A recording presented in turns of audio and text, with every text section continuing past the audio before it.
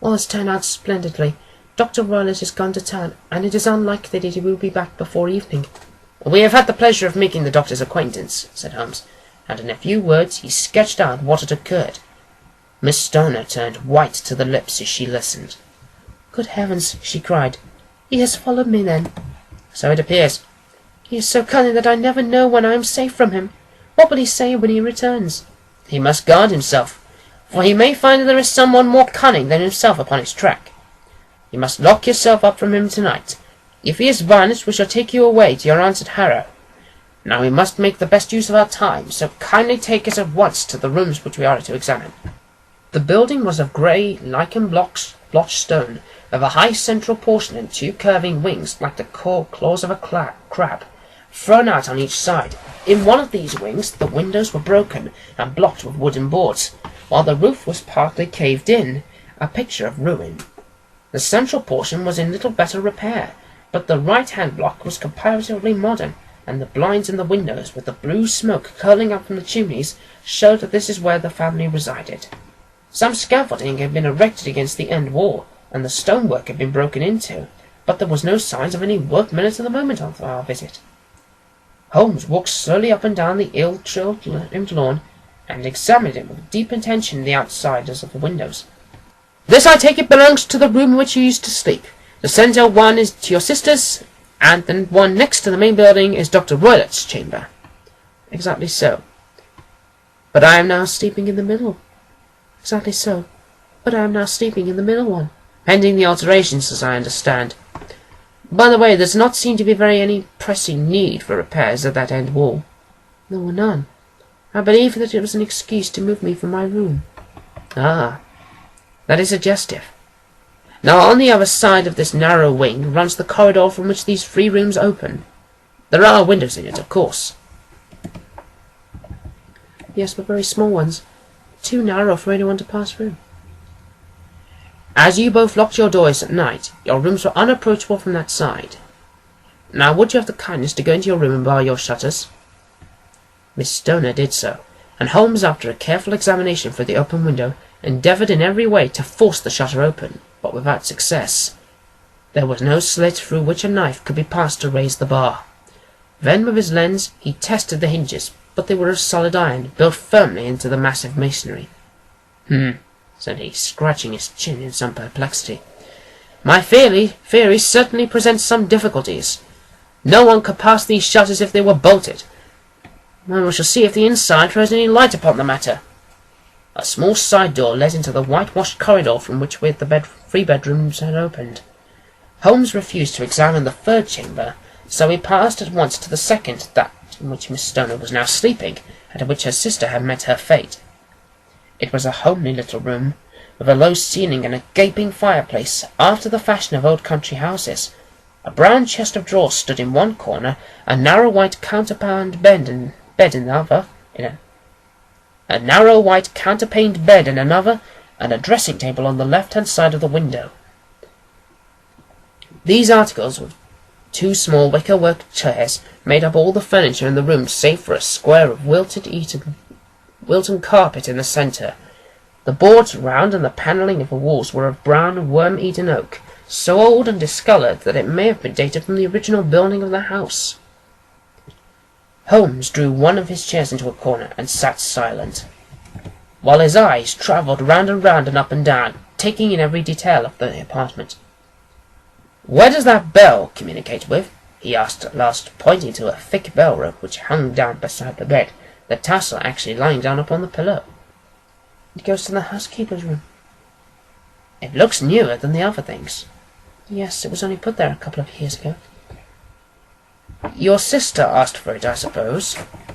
"No, I've never heard her using it. We used to always get what we wanted for ourselves." "Indeed, it seemed unnecessary to put so nice a bell-pull there. You will excuse me for a few minutes, while I satisfy myself as to this floor." He threw himself down upon his face with his lens in his hand, and crawled swiftly backward and forward, examining minutely the cracks between the boards. Then he did the same with the woodwork with which the chamber was panelled. Finally he walked over to the bed, and spent some time in staring at it and in running his eye up and down the wall. Finally, he took the bell rope in his hand and gave it a brisk tug. "Why, it's a dummy," said he. "Won't it ring?" "No, it is not even attached to a wire." "That is interesting. You can see now that it is fastened to a hook just above where the little opening for the ventilator is." "Very absurd. I never noticed that before." "Very strange," muttered Holmes, pulling at the rope. "There are one or two very singular points about this room. For example, what fool a builder must be to open a ventilator into another room, when with the same trouble he might have communicated with the outside air." "That is also quite modern," said the lady. "Done about the same time as the bell rope," remarked Holmes. "Yes, there were several little changes carried out about that time." "May seem to have been of most interesting character. Dummy bell ropes, and ventilators which do not ventilate.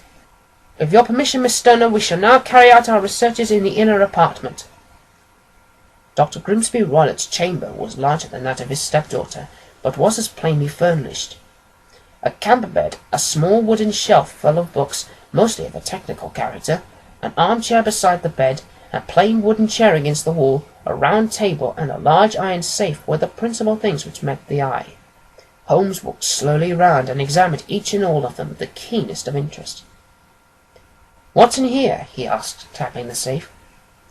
"My stepfather's business papers." "Oh, you have seen inside, then?" "Only once, some years ago. I remember that it was full of papers." "There isn't a cat in it, for example?" "No. What a strange idea." "But look at this." He took up a small saucer of milk, which stood up on the top of it.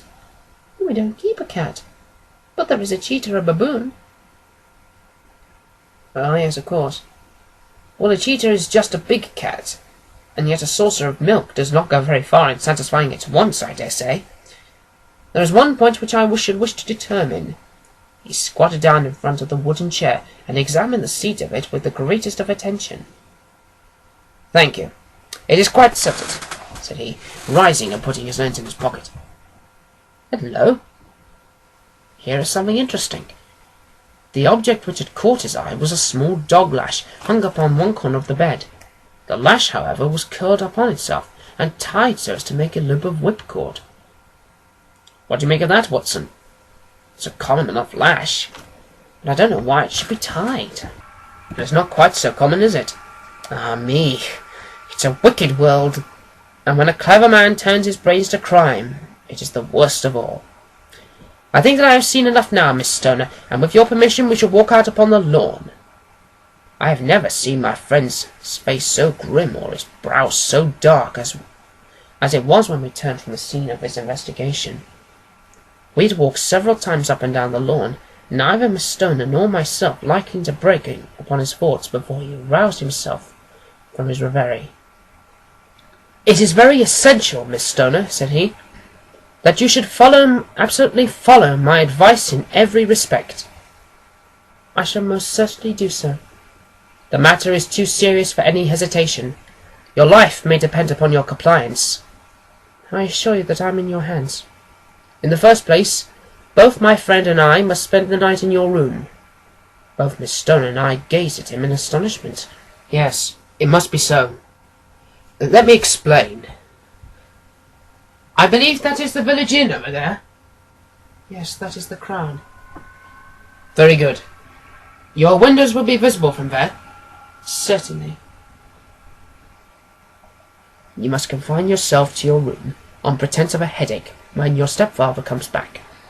Then when you hear him retire for the night, you must open the shutters of your window, undo the hasp, put your lamp as there as to a signal to us, and then withdraw quietly with everything which you are likely to want into the room which you used to occupy. I have no doubt that in spite of the repairs you could manage there for one night." "Oh, yes, easily." "The rest you will leave in our hands." "What will you do?" "You shall spend the night in your room, and we shall investigate the cause of this noise which has disturbed you." "I believe, Mr. Holmes, that you have already made up your mind," said Miss Stoner, laying her hand upon my companion's sleeve. "Perhaps I have." "Then for pity's sake, tell me what was the cause of my sister's death." I should prefer to have clearer proofs before I speak. You can at least tell me whether my own thought is correct, and if she died from some sudden fright. No, I don't think so. I think there was probably some more tangible cause. And now, Miss Donna, we must leave you, for if Dr. Roylott returned and saw us, our journey would be in vain. Goodbye. Be brave, for if you will do what I have told you, you may rest assured that we shall soon drive away the dangers that have threatened you. Sherlock Holmes and I had no difficulty in engaging a bedroom and sitting room at the Crown Inn. They were on the upper floor, and from our window we could command a view of the avenue gate and of the inhabited wing of Stoke Moran Manor House. At dusk we saw Dr. Grimsby Roylott drove past, his huge form looming up beside the little figure of the lad who drove him. The boy had some slight difficulty in undoing the heavy iron gates, and we heard the hoarse roar of the doctor's voice, and saw the fury with which he shook his clenched fists at him. The trap drove on, and a few minutes later we saw a sudden light spring up among the trees as the lamp was lit in one of the sitting rooms. "Do you know, Watson," said Holmes as we sat together in the gathering darkness, "I have really some scruples as to taking you tonight. There is a distinct element of danger." "Can I be of assistance?" "Your presence might be invaluable." "Then I shall certainly come. It is very kind of you." "You speak of danger. You have evidently seen more in these rooms than was visible to me." "No, but I fancy that I may have deduced a little more. I imagine that you saw all that I did." "I saw nothing remarkable save the bell rope, and what purpose that could answer, confess. And what purpose that could answer, I confess, is more than I can imagine." "You saw the ventilator too?" "Yes, but I do not think that it is such an unusual thing to have a small opening between two rooms. It was so small that a rat could hardly pass through." "I knew that we should find a ventilator before we ever came to Stoke Moran." "My dear Holmes." "Oh, yes, I did. You remember in her statement she said that her sister could smell Dr. Roylott's cigar. Now, of course, that suggested at once that there must be a communication between the two rooms. It could only be a small one, or it would have been remarked upon the coroner's inquiry. I deduced a ventilator." "But what harm can be there in that?" "Well, there is at least a curious coincidence of dates.